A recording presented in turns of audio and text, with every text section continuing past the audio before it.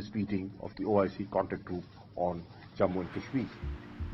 Today's interaction would help us take stock of the political and security environment and the deteriorating humanitarian and human rights situation in Indian illegally occupied Jammu and Kashmir and consider ways and means to address these challenges. Excellencies, the right to self-determination is the fundamental tenet of international law. The right to decide one's own destiny is the essence of freedom and is critical to human dignity. Unfortunately, the people of Jammu and Kashmir are yet to enjoy this inalienable right.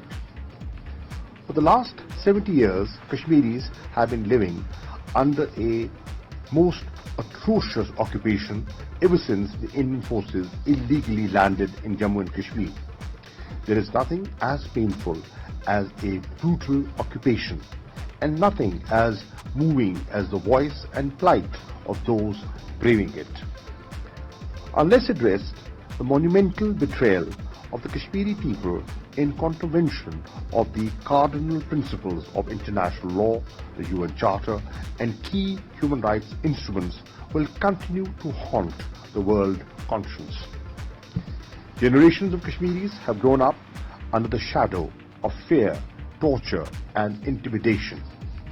It is a tale of heart-wrenching suppression and trauma caused by indiscriminate and unrestrained use of power.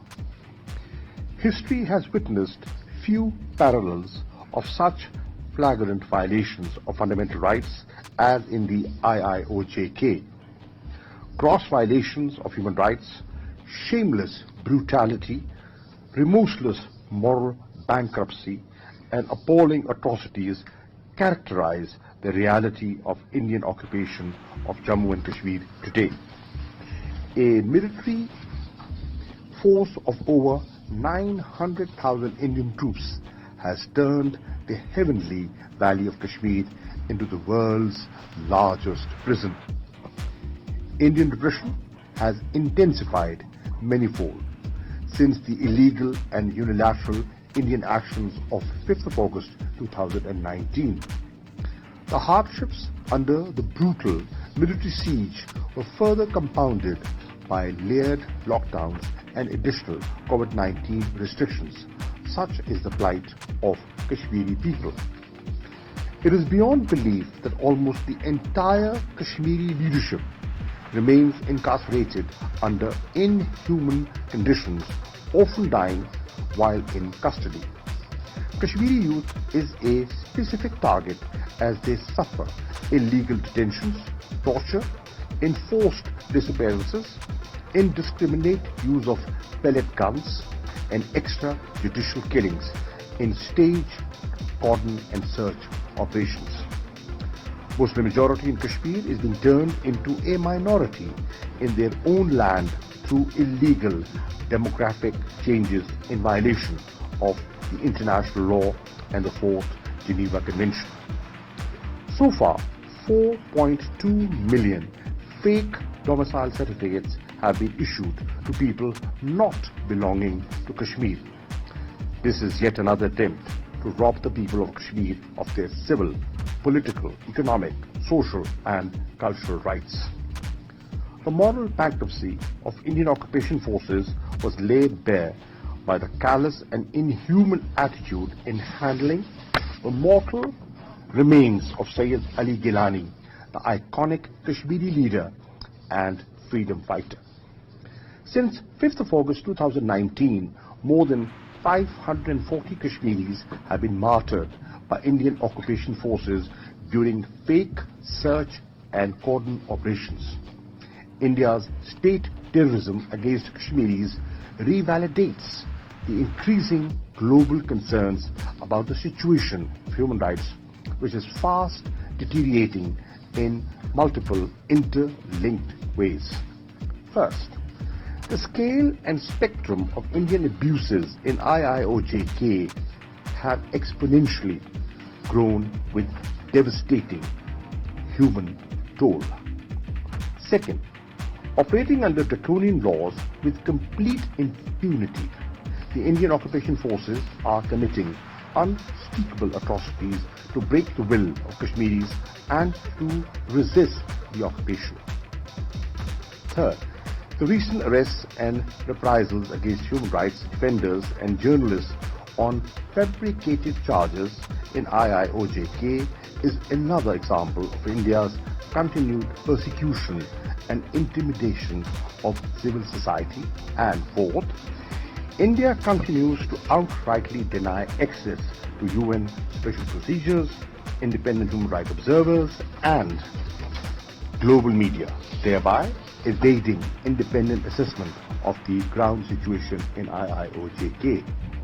Excellencies, in September last year, Pakistan unveiled a dossier that extensively documents irrefutable evidence of India's state terrorism and gross and systematic human rights violations in the IOJK. The 131-page dossier covers accounts of 3,432 cases of war crimes perpetrated by Indian occupation forces. It is corroborated by meticulously gathered audio and video evidence.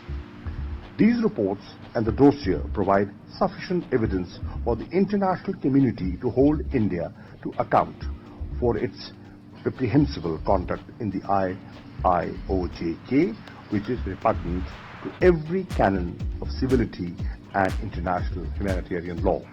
Excellencies, the Jammu and Kashmir dispute is one of the longest standing items on the agenda of the UN and OIC. The global community can no longer ignore when millions of Kashmiris' lives are at stake. Pakistan, for its part, remains committed to the early, just and peaceful resolution of the Jammu and Kashmir dispute in accordance with the UN Security Council resolutions and wishes of the Kashmiri people. Pakistan is a proponent of regional peace and harmony. However, India cannot erect the edifice of artificial peace on the graves of the Kashmiris. We call on India to immediately reverse its unilateral and illegal measures instituted in IOJK since 5th of August 2019. End human rights violations in IIOJK. Withdraw the occupation forces from IIOJK so that people of Kashmir can enjoy their right to live freely. Reverse the demographic changes in the occupied territory, remove hurdles in the work of and extend full cooperation to UNMOGIP in fulfilling its mandate. Release all political prisoners and stop the persecution of Kashmiri political leadership.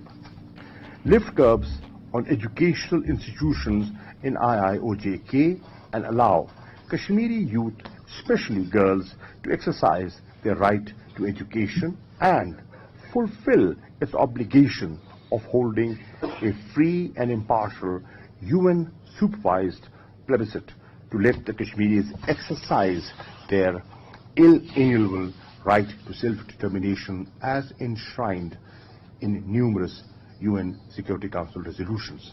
Excellencies, Pakistan greatly appreciates the OIC's continued and unequivocal support on the Jammu and Kashmir dispute. We are profoundly grateful to this contact group for playing a leadership role in this regard.